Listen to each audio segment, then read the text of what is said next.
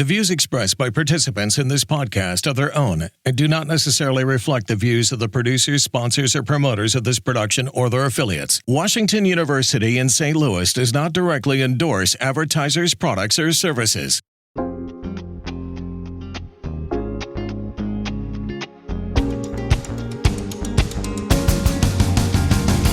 I'm Liberty Vittard, and this is Amended, my guide to the First Amendment.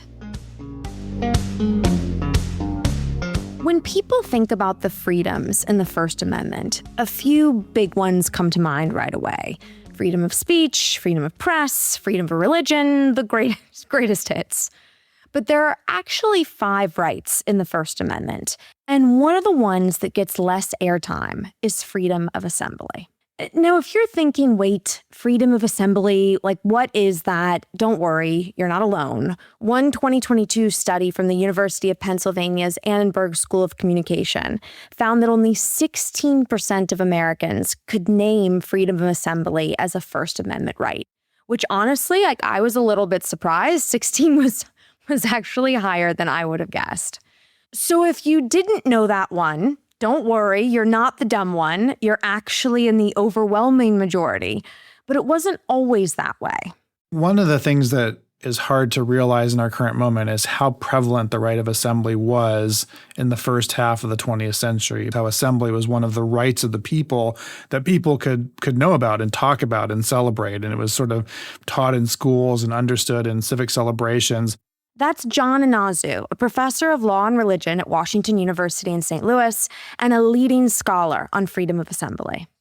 Just to give you a sense of the prominence of assembly, that assembly provision was celebrated in the 1939 World's Fair and other celebrations around the country as core to who we are as a people. And there were speeches given and there were statutes made in tribute to assembly. There are parks that are built around the right of assembly as people are celebrating the founding of our country and recognizing the importance of assembly to democracy, to the American way of life. Everybody was talking about assembly.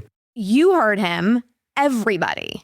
But before we go any further, let's just define assembly, because you might be like me and not know exactly what that means in this context. Simply put, it's the right of people to gather together to express their views. So sure, maybe freedom of assembly was once pretty popular, but these days it's not exactly a sexy topic, which is really a shame, because it's actually one of the most unique and powerful parts of the First Amendment. It turns out that assembly is the only one that requires more than one person to be exercised. I can speak on my own. I can petition the government on my own. I can be the press on my own. In some faiths, I can practice religion on my own. I can't assemble by myself. It requires at least one other person. And as John points out, that detail really matters, because built into the First Amendment is the understanding, or recognition even, that democracy isn't just about individuals acting alone. It's also about people, the people, coming together. And really, this is pretty cool if you think about it. Assembly necessarily requires the presence of more than one person. And that's important for what it tells us about how the founders envisioned our country, our Constitution, and our democracy.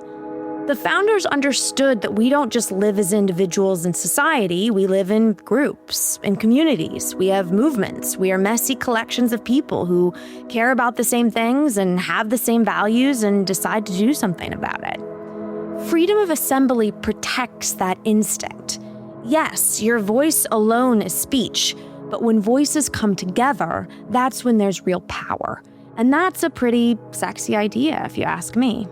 And then it turns out in a diverse and pluralistic society, we have different beliefs in different groups. And so those groups clash. And then I think what's particularly interesting and important today is that the right of assembly is violated by governments and officials across the political spectrum. So if you tell me an issue you care about, it doesn't matter what it is or where it falls in the political spectrum, I can point to a place in this country where your rights to form a group and to protest as a group about that issue are being suppressed because of a neglect of the right of assembly.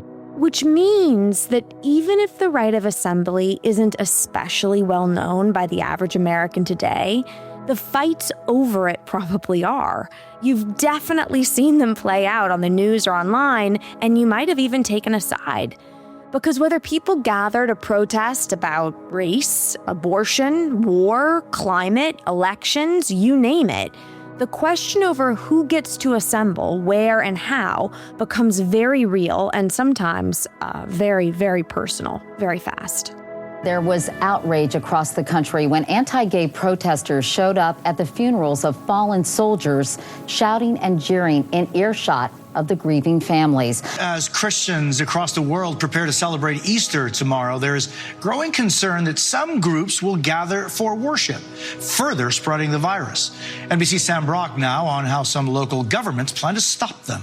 Laila Ashad is helping the ACLU sue their college. According to the lawsuit, protesters' rights to freedom of speech, right to assembly, and due process were violated, and that protesters were not given a hearing. So in today's episode, we're talking about freedom of assembly and why this very little-known First Amendment right impacts your life far more than you probably ever realized. Along the way, we'll cover Nazis, the Boy Scouts, and TikTok, which sounds more like a very chaotic group chat with my friends than a podcast about constitutional law. But hopefully by the end of this episode, you'll be officially smarter than the 84% of Americans who cannot name this essential part of the First Amendment. The right of assembly was central to the American Revolution and to many of the social movements that have shaped our country ever since. The founders were keenly aware of just how powerful that right could be. Whether it's early political movements, whether it's people gathering in taverns or early abolitionists, they're talking about their groups as assemblies. Here again is legal scholar John Inazu. They're recognizing the importance of this right of assembly to be a group, to exist together on their own terms, to symbolize and effectuate what they believe in more than just words or speech. So this notion of assembly is a very thick social movement notion from the very early days of our country to today. Even outsiders noticed how unusually social Americans were. In 1831, the French diplomat Alexis de Tocqueville traveled throughout the entire United States and wrote about what he saw in a book entitled Democracy in America, one of the most famous observations about American life really ever written. In looking at this fledgling democracy from the outside, Tocqueville noticed something immediately. Americans love to form groups. As he put it, quote, Americans of all ages, all stations in life, and all types of dispositions are forever forming associations. But even when the writers of the Constitution agreed that assembling together was important, there was a surprisingly intense debate about exactly how that right should be written into the First Amendment. So in early versions, the framers are discussing the possibility of limiting assembly for the purposes of the common good. That was the language they were considering. They wanted to protect assembly only if it furthered the common good. But there's a problem with that. Furthering the common good is way too subjective. One person's common good is another person's terrible idea. And the framers of the Constitution realized that pretty quickly. And in the debates in the House of Representatives, people started saying, wait a minute, if assembly is only for the common good, then the majority gets to define what the common good is, and that's not much of a right. So let's scrap that language and let's talk about assembly for any purposes, not just for the purposes of the common good. It becomes a political counter-right that allows people to manifest and exhibit their own versions of what the good should be, of what proper politics should be. And this tiny word change, removing the phrase for the common good, turned out to matter a lot. Because in the 20th century, many groups that were stigmatized or pushed to the margins of society relied on the First Amendment to secure their right to gather together, organize, and protest. In the progressive era, in the 1920s, 1930s, you've got a lot of cases coming up from labor unions and labor activists that are demanding and claiming a right to assemble. So these cases go up, and it's the labor unions largely in the 20s and 30s that start to define the right of assembly and the need for assembly. Labor groups were leading the charge at first, but really by the mid-20th century, a pretty unlikely mix of movements were all relying on the right of assembly to claim their right to exist and to dissent. And so you have a coalition of communist sympathizers, labor activists, and then shortly thereafter, civil rights activists who were all claiming the importance of this right to dissent against government, to proclaim and express their different kinds of politics. And that made a lot of people in power really uncomfortable. So state governments started to get really creative. They came up with new legal strategies to weaken these groups and their ability to organize. Some states passed laws that forced groups to hand over their membership lists to authorities, something that could be literally life-threatening if you were, say a civil rights activist in 1950s Alabama. In other cases, white business owners whose segregated stores were being boycotted by Black customers turned to state laws to go after the people organizing those boycotts. In the civil rights drive of the 1960s, the economic boycott was one weapon used by blacks in southern towns. The boycott in Port Gibson, Mississippi ran almost 4 years. Several stores went bankrupt as blacks campaigned for more jobs and inclusion on grand juries. The legislature outlawed such boycotts, paving the way for the present lawsuit. The NAACP claims the law is unconstitutional, but could lose everything under Mississippi law. But on the whole, with a few exceptions, the Supreme Court recognized something important. People have the right to gather together and organize for social change. Today, in a sweeping and unanimous ruling, the Supreme Court said Port Gibson's blacks could not be sued for the economic boycott. Justice Stevens, speaking for the court, said the boycotters could not be held accountable for isolated criminal acts. The court said generalized threats of reprisals or ostracism used to enforce the boycott fall within the right of free speech. Most of us hear a ruling like that and feel pretty comfortable with it. After all, the NAACP was fighting to dismantle Jim Crow, a cause that, looking back, just about everybody agrees was a good one. But the real test of a constitutional right is not when it protects people we agree with, but when it protects people that we absolutely don't, like Nazis, actual American Nazis, because that's where we're headed next, to one of the most famous legal battles over freedom of assembly in American history. 25 or 30 members of a ragtag Nazi party in Chicago want to parade through Skokie, a suburb with a large Jewish population, including 7,000 who survived Hitler's concentration camps. The town said no. The Nazis claimed they had a constitutional right to march, went to court, and a ruling is awaited. The fight over whether neo-Nazis had the right to march in Skokie, Illinois, a heavily Jewish suburb of Chicago, where many Holocaust survivors lived, was a story that really captivated the country in the 1970s. But it's a narrative that's really full of historical ironies. Well, the interesting thing is it wasn't about Skokie at all to begin with. It was about Chicago. That's Ira Glasser. At the time, he was the national director of the ACLU, the American Civil Liberties Union, a group that has long defended civil liberties of people across the political spectrum. We've talked about the ACLU in other episodes of Amended. Ira will set the stage for the strange sequence of events with a little history lesson. Chicago in 1976-77 was a hotbed of controversy over school integration, particularly on the southwest side of Chicago. The controversy was about busing, a school integration policy that roiled many American cities during the 70s.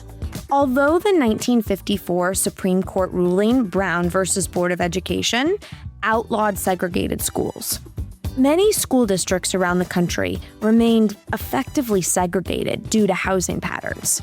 As a result, starting in the early 70s, federal judges ordered students bused across city neighborhoods to achieve school integration, a policy that sparked really intense backlash from white parents in cities like Boston, Detroit, and Louisville.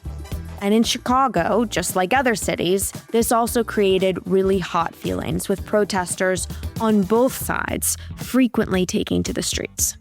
And a lot of this all bordered around Marquette Park, which was a park on the southwest side of Chicago, which was frequently the site of demonstrations, including competing demonstrations between white groups who were opposed to integration and civil rights groups which were supporting integration.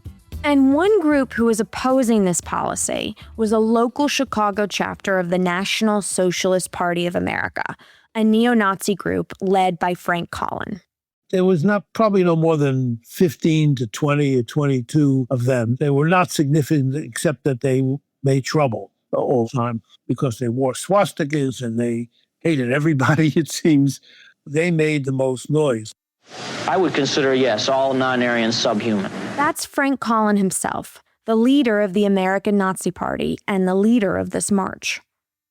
The white race, the white Aryan race, is the only race on the face of the earth which is able to make and maintain civilization. We, as a race, are the only civilized human beings on the face of the planet. I get it. That's really hard to listen to. But the uncomfortable truth is that some people really do think that way. And remember, the First Amendment isn't designed to protect comfortable speech. Back to Ira Glasser. The cops had so much trouble policing all of this in Marquette Park because it was ongoing. It happened all the time. The city began to tire of endless protesting in the city, and they decided to get rid of protests in Marquette Park. But instead of banning it outright, they tried another tactic. They said, okay, no more demonstrations. Now, they knew they couldn't say that consistent with the First Amendment. So what they did is they said, anybody can demonstrate, but in order to demonstrate, you were now going to have to post a $250,000 insurance bond. $250,000 was a lot of money back then. It's a lot of money today, but in 1976, $250,000 is the equivalent of over $1.4 million today. In theory, the point of the bond was to cover the cost to the city and serve as insurance in case of damages. But these types of insurance bonds had a long history of being used to suppress assemblies and protests. The ACLU's first clash with insurance bonds that were used against demonstrators was in the context of civil rights marches in the South, when that was one of the techniques that Southern towns used to ban civil rights marches from demonstrating. So clearly, this tactic had a history, and it wasn't exactly a noble one. So, of course, groups in Chicago turned to the ACLU for helping in dealing with this bond requirement. So the first group that came into our office in Chicago was the Martin Luther King Jr. Association, which frequently demonstrated in the park. So the first group asking the ACLU for help was a civil rights organization. The ACLU takes the case, they challenge the insurance bond, and hooray, they win. That means that the city of Chicago can no longer use these sort of insane insurance requirements to shut down protests. Great news for civil rights groups, of course. But it also means that this rule now applies to everyone, which makes what happens next just a little ironic. Then Frank Collin and his neo-Nazi group come into the ACLU office and ask the same thing. We were the only place in town that would, stand up for him and his group. That's David Goldberger. He was the head of the local Chicago chapter of the ACLU at the time. He came in with a pristine First Amendment case. It was a straight-up classic First Amendment case.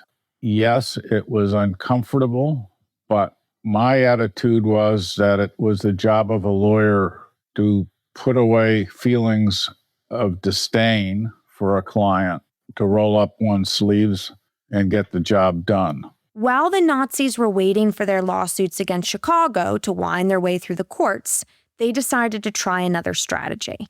They planned to move to the suburbs. So they sent letters to neighboring towns announcing their intentions to hold marches there. Well, they were crazies, and everybody knew they were crazies. Nobody really took them very seriously. 11 of the 12 suburbs that they wrote to just ignored the letter.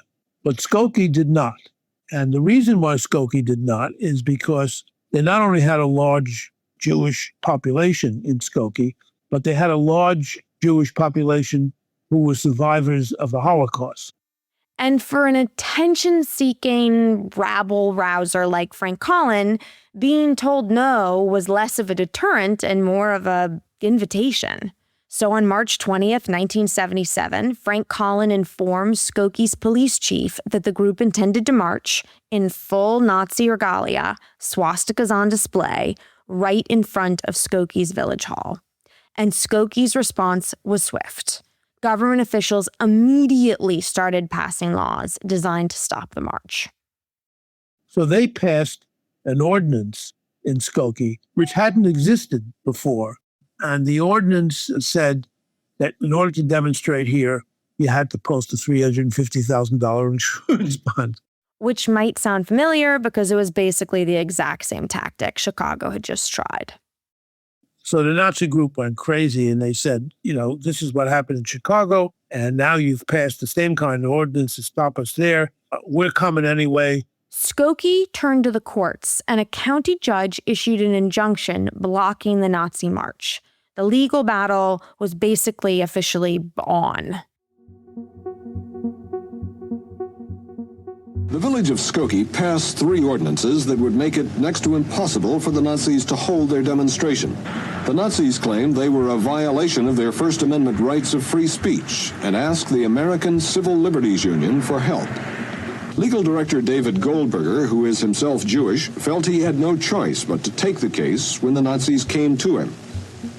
We are in the business of supporting the First Amendment. We do not support the ideas of this particular organization, nor have we ever, nor will we ever.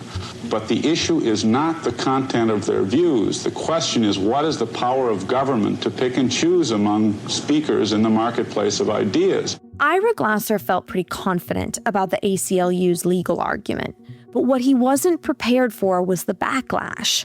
The public was really angry about this. It was a simple case in First Amendment legal terms. But because Holocaust survivors were involved, and because other groups like the Anti-Defamation League took up the cause and made it into a big thing, suddenly there were headlines and splashings all over the place. I really did not understand how explosive the Skokie case was going to become. Once again, David Goldberger, the head of the Illinois ACLU. And it was not until when I discussed it with my general counsel, a very wise old man, loved him, named Ed Rothschild. He said, "David, I order you to take the case." And I said, "Ed, what are you saying?" I have the authority, and the staff has the authority to take the case because it's clearly within policy. What do you what's this ordering? Never done that before. He said, "David, you have no idea what's coming." And that's when I began to get an idea that this was a much more explosive case than I'd ever imagined. The irony ran pretty deep. For starters, as you heard, David Goldberger, along with several other leading figures of the ACLU, was Jewish. And it turns out that not everyone in the ACLU's own membership was thrilled about the organization defending Nazis. It is not the first time the ACLU has defended an unpopular cause, but this one has brought the organization financial trouble. I feel that the ACLU should spend more time and energy protecting the civilized rather than the uncivilized, and that things have turned upside down because of people like you. The ACLU has lost 25 to 30% of its members because it took the Nazi case. But the fact that Jewish lawyers were defending neo-Nazis wasn't even the strangest part of the story.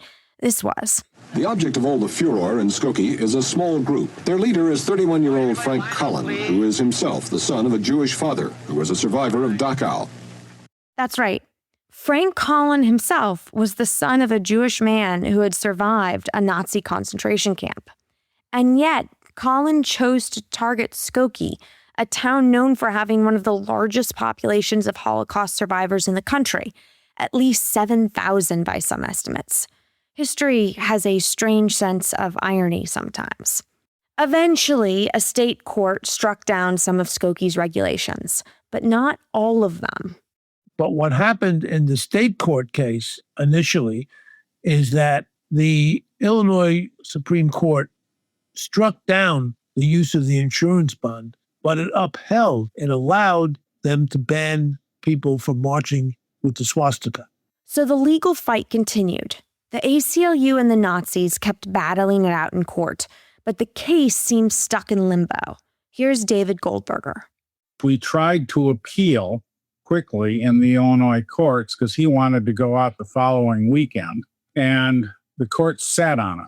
We went first to the Illinois Court of Appeals, and they sat on it, and then we went to the state Supreme Court, and they sat on it, at which point I said, let's go for broke. And we filed a petition to stay the injunction in the U.S. Supreme Court so that we could file pleadings there. The Supreme Court has let stand lower court rulings upholding the right of American Nazis to demonstrate in Skokie, a Chicago suburb with many Jewish residents. Lower courts had ruled unconstitutional Skokie's ordinances against such demonstrations. The ruling wasn't about whether the Nazis were right in their views. It was about whether the government gets to decide which groups can or can't assemble. So what the Supreme Court essentially did was force the Illinois Supreme Court to deal with the case and not just let them run out the clock. Frank Cullen says he's so pleased with the High Court's reversal of the injunction, he's inviting Nazis from all over the United States to hold a demonstration at Skokie on the 4th of July. You know, when I think of America on her birthday, I think of hot dogs, fireworks, and Nazis. But anyway, this ruling securing the Nazis' rights march became a landmark case about freedom of assembly. But here's another irony in this most ironic of stories. Even though most people remember this as the case of the Nazis marching in Skokie, that's not what actually happened. Good morning, everyone. There will be no march by American Nazis this Sunday in Skokie, Illinois. Because we agitated for free speech and won our right to free speech back completely, that the demonstration scheduled for Sunday in Skokie is henceforth canceled. Jubilant Nazi leader Frank Cullen said the Skokie demonstration would probably be canceled because now his group has what it wants. And here's the rub. It was never really about the march. It was about winning and precedent setting. The important thing to remember is when we finally won all the cases in both state court and federal court, they never came to Skokie because they were never interested in that. Their audience was bigger. What happened was that the neo-Nazis decided to hold their rally, which they now had a right to do in Skokie, not in Skokie, but in Chicago, which was the original site of the demonstration they wanted to hold. And by that time, there had been so much publicity about the case and about them that they provoked counter demonstrations of immense size, and it was bedlam in Marquette Park. The real free speech victory was that Frank Cullen and his little band of neo-Nazis were out shouted and shouted down, and there were more people who opposed them than supported them. And there was basically this handful of neo-Nazis whose message was so repulsed and opposed that they were drowned out. For Ira Glasser, defending the right of hateful groups to assemble is crucial to the health of a democracy. Because in the end, the case wasn't really about the Nazis. It was about whether the government gets to decide which groups are allowed to assemble and which aren't. If you give the government the power to stop one person from speaking, you basically are giving them the power to stop anyone they want from speaking.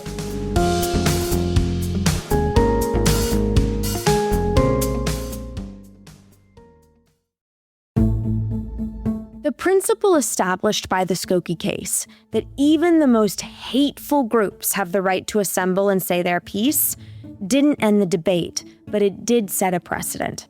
In the decades that followed and well into the 21st century, that principle would be tested again and again. One of the most infamous examples involves the Westboro Baptist Church, a tiny family-run church founded in 1955 by Fred Phelps. It gained national notoriety for protesting military funerals with virulently anti-gay messages. The message from the Westboro Baptist Church is hateful. Thank God for dead soldiers. God hates fags. Church members believe God is killing all American soldiers because the country tolerates homosexuals. We are trying to warn you to flee the wrath of God. Flee eternal destruction.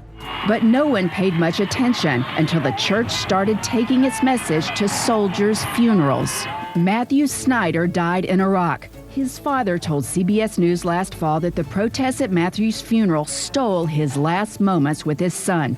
He sued the church for emotional distress and got a $5 million judgment. A Maryland jury trial awarded that judgment, but an appeals court overturned the decision. It called Phelps's messages utterly distasteful, but said they nonetheless amounted to free speech. Now the Supreme Court has agreed to consider whether freedom of speech trumps the freedom of religion and having a peaceful service, and whether funerals, no matter how private, can still be platforms for constitutionally protected protest. So hang on 1 minute, we need to talk about something. This episode is about freedom of assembly. But after the neo-Nazi Frank Collin won his case, he talked about free speech. And now the Westboro Church is about free speech. So what happened to assembly?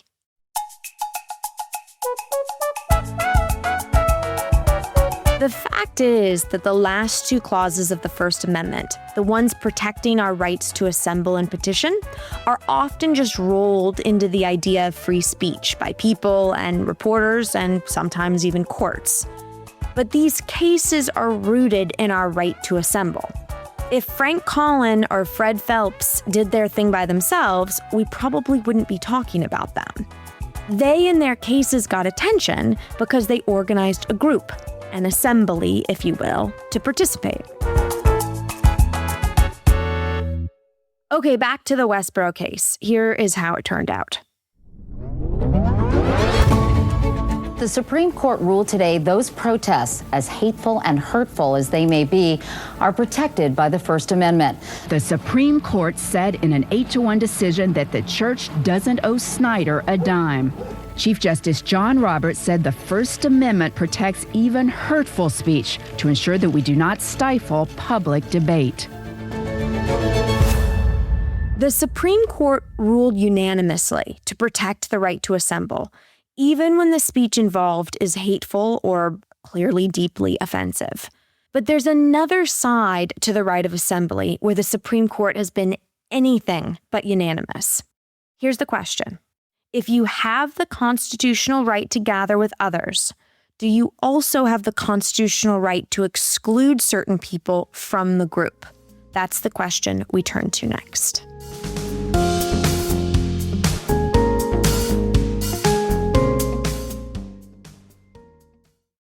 The text of the First Amendment talks about securing, quote, the right of the people peaceably to assemble. But for the past several decades, most of the legal battles about this haven't actually been about the right of assembly itself. Instead, they've centered on a related concept that the Supreme Court has read into the Constitution.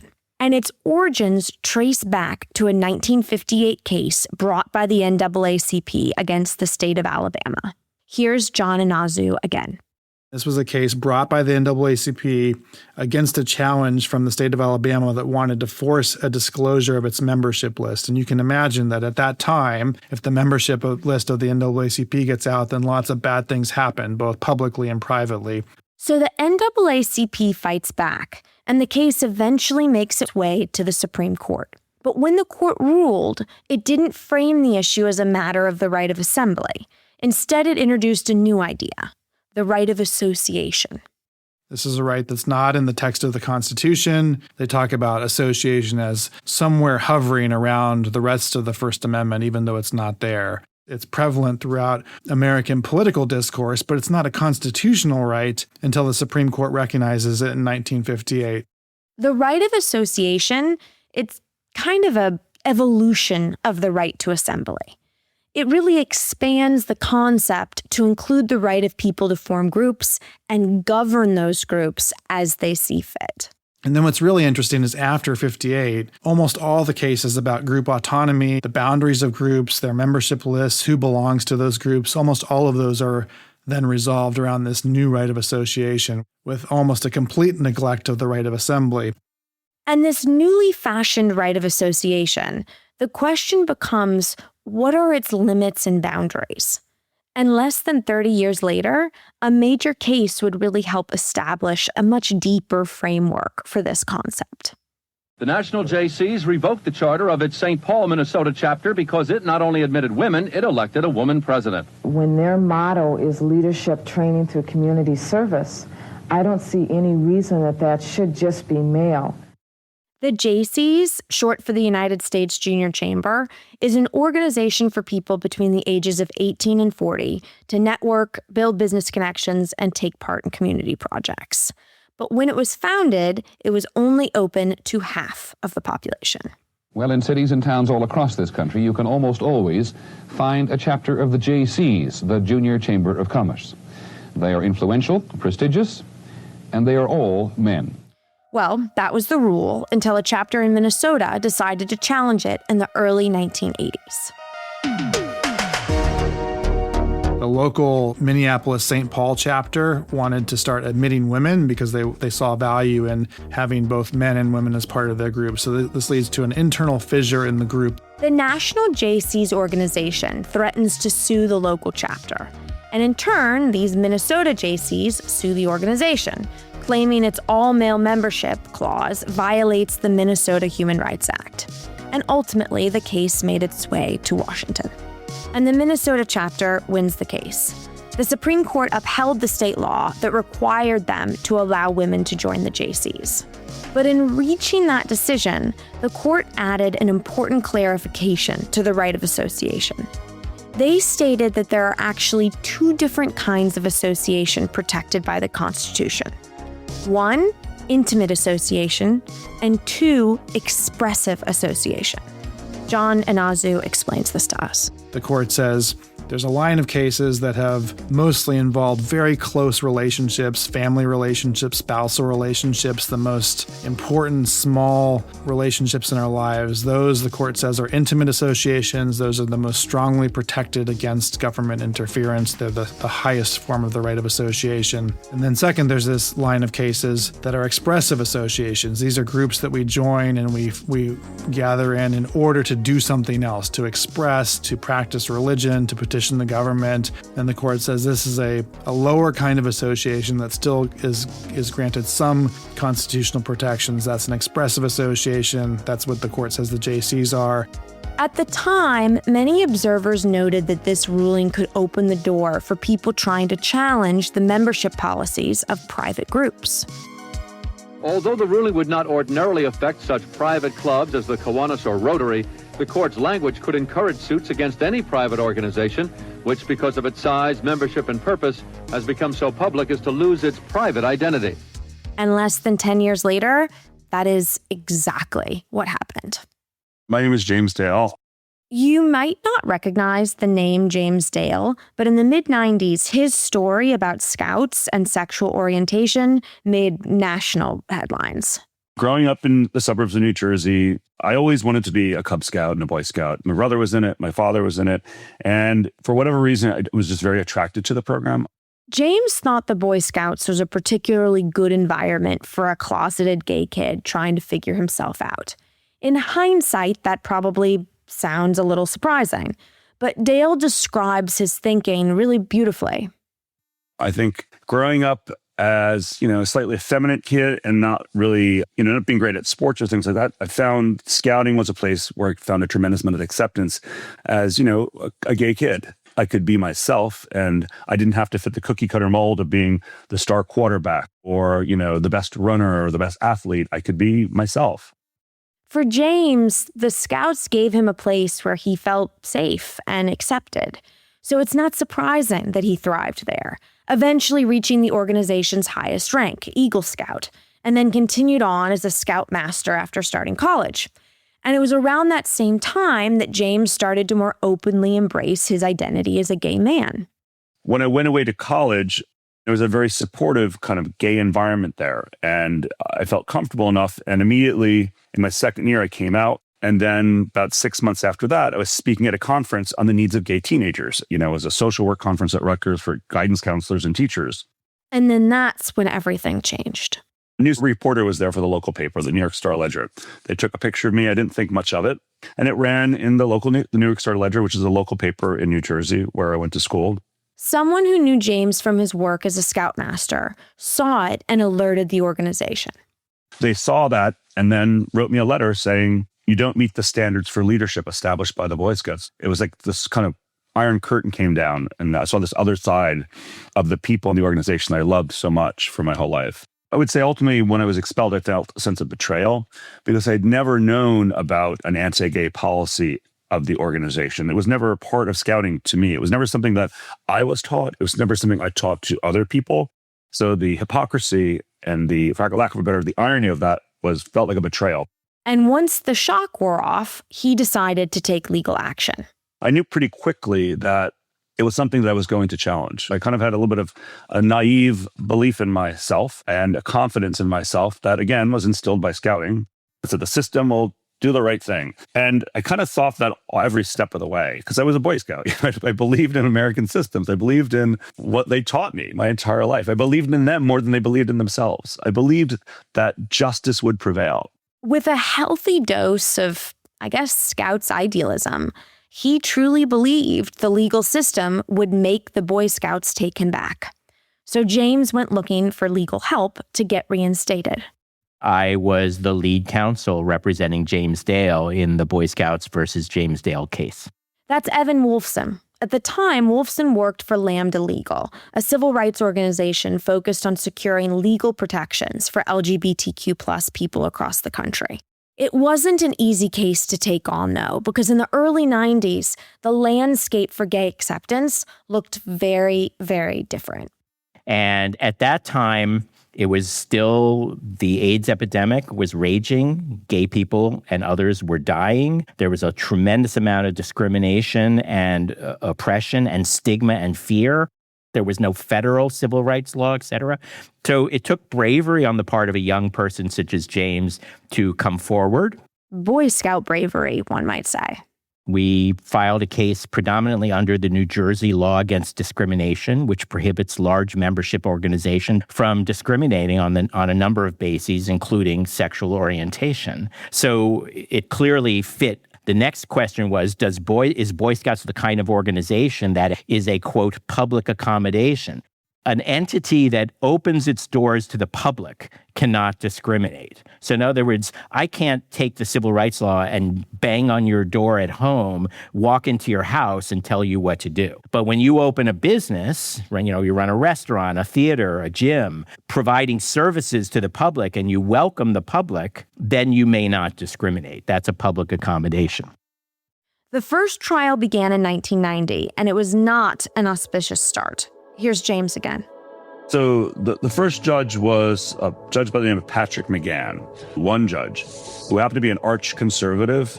So we knew from the very beginning it wasn't going to be great. We had a very hostile lower court judge who literally spun around in his chair and wouldn't look at me. He sat with his back to me in the chair. He threatened if my attorneys did not call me an active homosexual, that he was going to have an investigation into my personal sex life and make that part of the case. The judge took several years to issue his ruling, and in 1994, it was exactly what they feared. And he wrote a very explicitly anti-gay, hostile opinion. He called me a sodomite 18 times. He compared me to an axe murderer and a rapist.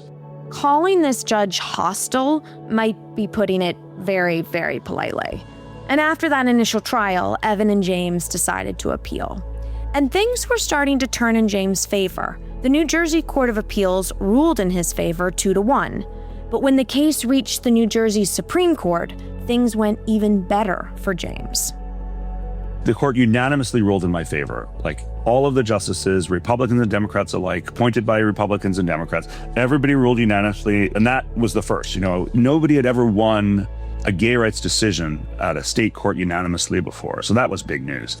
Exhilarating and important as it was, I was hoping that would be the end of the case, that we would not have to go before the U.S. Supreme Court. And there was a nervous, I think it was a couple months actually, waiting to hear whether they were going to take it. And eventually, toward the end of the year, the Supreme Court informed us that they were going to hear the case.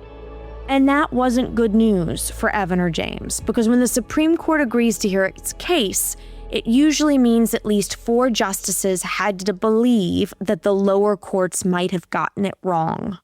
Was the last case to be argued before the Supreme Court this term, and it's a doozy. Jumping into one of the hottest cultural issues of the day, the court must decide whether the Boy Scouts of America can bar gays from serving as troop leaders, whether, in essence, the Scouts can set their own moral code and associate with whomever they please.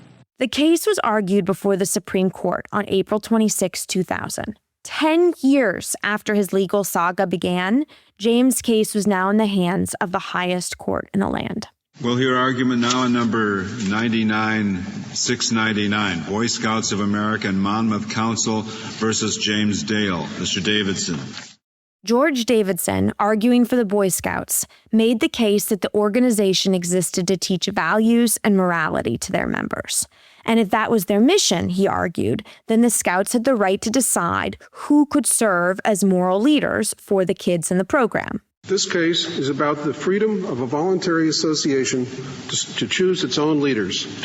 The right is that of Scouting to choose the moral leaders it wants for the children in the program. He also made a point of explaining why this case was different from Roberts versus Jaycees, that earlier Supreme Court decision that forced the Jaycees to admit women.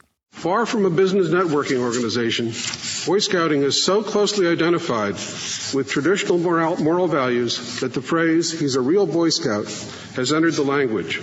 Evan argued that sexual orientation never appeared anywhere in the Boy Scouts' official language or teaching.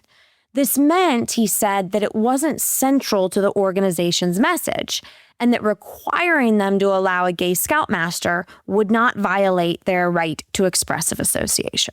It's their burden, Justice Scalia, to show that their specific expressive purposes, not simply views they hold implicitly, but the expressive purposes of conveying any such views, are significantly burdened, and then that those outweigh the state's interest in this neutral law. 2 months later, on the final day of the term, the Supreme Court delivered their ruling. Also from the Supreme Court tonight, a decision on gays and the Boy Scouts of America. In a narrow 5-4 vote, the Supreme Court says the Boy Scouts of America has the right to ban homosexual troop leaders. A First Amendment issue. The justices ruling that under the Constitution, a private group must be allowed free association, the right to gather with those who share similar views. When the decision came down from the United States Supreme Court, ruling against me by, again, a single vote, I was gutted. I was absolutely positively gutted. My whole worldview kind of crumbled in an instant because I had believed in hope. I believed in America. I believed in the Boy Scouts. I believed in the right thing would ultimately prevail. It's hard to imagine what that must have felt like, because for James and Evan, the ruling was really a travesty of justice. But not everyone felt that way. John Inazu, who thinks the right of assembly is often undervalued, thinks the court got it exactly right. In general, I think the Jaycees case was wrongly decided, and the Jaycees should have been able to maintain their all-male membership. And the Boy Scouts case was rightly decided, and the Scouts were properly allowed to exclude a gay scoutmaster. For John, the problem isn't the outcome. It's how the court got there. Instead of relying on the freedom of assembly, the justices used this newer concept of freedom of expressive association.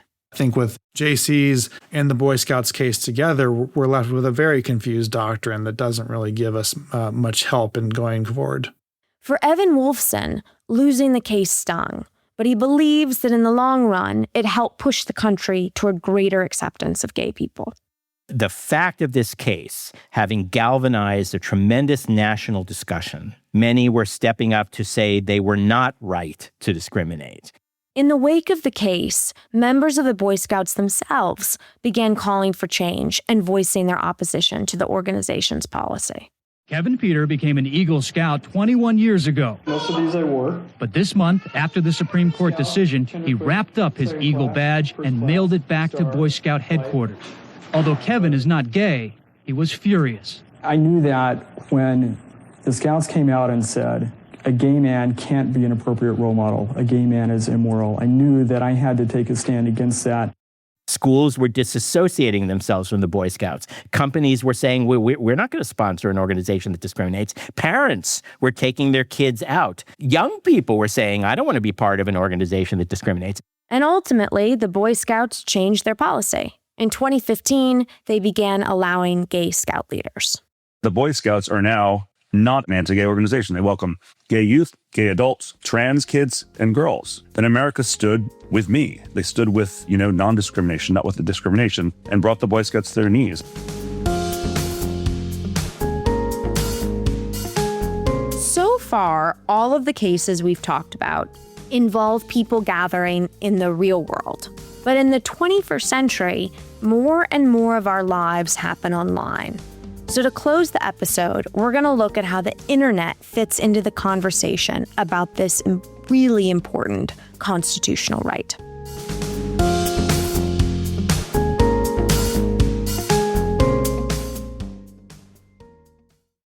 Love him or hate him, one thing is undeniable. Donald Trump completely rewired the relationship between American politics and social media. When he started running for office in 2015, Trump separated himself from the pack with one very unusual campaign tool: his frequent and idiosyncratic Twitter account, now known as X. Where other politicians were always using carefully polished statements, Trump was tweeting, Xing, or whatever it is, whatever popped into his head at all hours of the day or night, about everything, often in all caps. And whatever you think of it, that unfiltered style, all his own, undoubtedly played a role in his surprising victory in the 2016 presidential election. After taking office, Trump continued to use his personal account instead of switching over to the official presidential one, which makes sense. I mean, his personal account had tens of millions of more followers. Why give up that huge megaphone? But that created a weird constitutional question. If the President of the United States is using his own personal account to conduct official business, does that account become a kind of public political forum? And if it does, can the president decide who's allowed to be there? It turns out that this isn't just a thought experiment. Some people have spent a lot of time and a lot of legal effort trying to answer exactly that question. My name is Katie Fallow, and I'm the Deputy Litigation Director at the Knight First Amendment Institute at Columbia University. The Knight First Amendment Institute works to protect First Amendment freedoms in the digital age. And in 2017, they brought a very unusual lawsuit against President Trump. We filed suit against President Trump in 2017 during his first administration on behalf of 7 individuals who had been blocked by Trump from his Twitter account, his @RealDonaldTrump Twitter account. The argument was that in the digital age, Trump's heavy usage of his personal account for official business had turned it into a kind of digital commons. So our main legal argument drew upon a long-standing series of cases from the Supreme Court recognized. It's called the Public Forum Doctrine. And the Public Forum Doctrine holds that when the government opens up space that the government owns or controls, so you can think of like a meeting room in a city council building or a city hall, the sort of central rule of this Public Forum Doctrine is that when the government has created a public forum, it cannot exclude anyone from that forum based on their viewpoints. By 2017, there were numerous reports of people being blocked from President Trump's Twitter account after criticizing his policies. And in the analog world, that would be a clear violation of the First Amendment. If you kicked someone out of an open city hall meeting because you didn't like what they were saying or they were criticizing you, that would violate the First Amendment. So the Knight Institute filed a lawsuit against the administration, arguing that blocking critics from the account was the digital equivalent of kicking someone out of a public meeting. The Knight Institute's lawyer, Jamil Jaffer, argued that the internet has become one of the most important public forums in modern life. Public officials across the country now use social media to communicate with and to hear from their constituents. And these social media accounts often serve the same purposes as forums like city council meetings or school board meetings or town halls. He started it before he was president, but he began using it as president as an extension of his office. And once he began using it in that way, it became a public forum. The federal trial court ruled in our favor and found that, yes, President Trump was using his @Real Donald Trump account for official purposes. It was thus, he had to comply with the First Amendment. And when he blocked people based on viewpoint from that account, he violated the First Amendment. The government appealed this ruling, but once again, the appeals court sided with the Knight Institute. And we won again in the Second Circuit, and the panel agreed once again that it was official use and it violated the public forum doctrine and the First Amendment based on viewpoint. The government was preparing to appeal to the Supreme Court, but before that could happen, Trump lost the 2020 election. The acting Solicitor General at the time of Trump filed a motion with the Supreme Court saying you should vacate this case because it's going to be moot because Trump won't be president anymore. And that's exactly what the Supreme Court did. The justices vacated the ruling and wiped it off the books. But even though the decision never became binding precedent, it still had a lasting impact. During the pendency of this case, and while the DOJ was seeking, further appeals, other courts were applying the reasoning and the ruling from our case and holding that not just the president of the United States, but any public official that uses a social media account for official purposes cannot block people based on viewpoint. So I think in the end, as the Knight Institute, we were very gratified that courts were recognizing this First Amendment rule and that they were applying it again in a bipartisan way and also at all levels of government.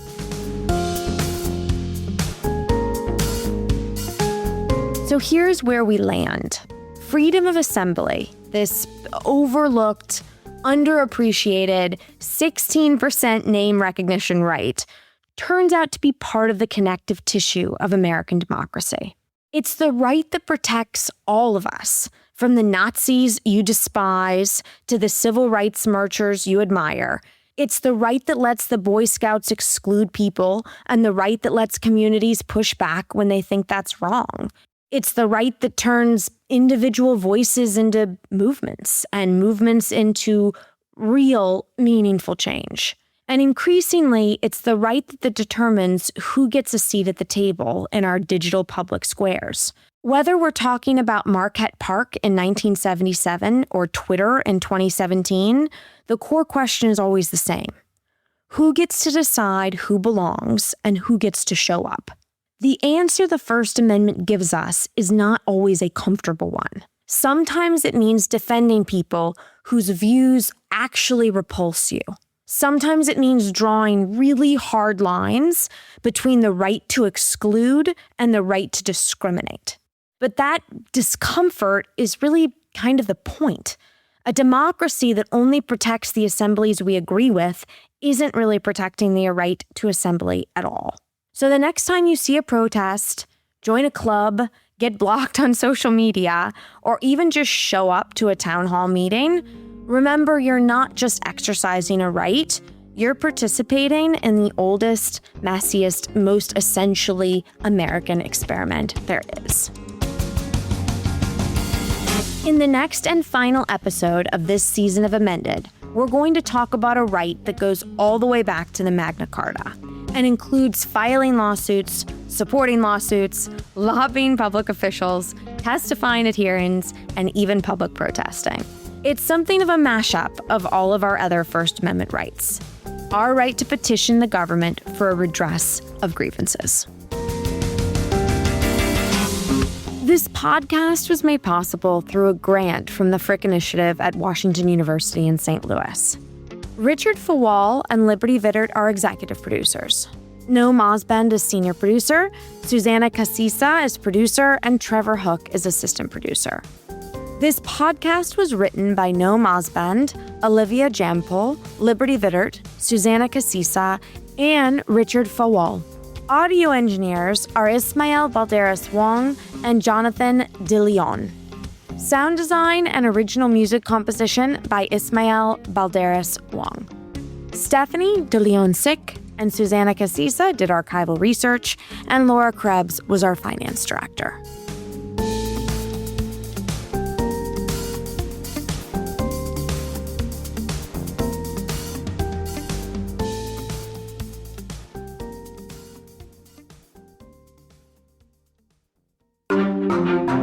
Topica.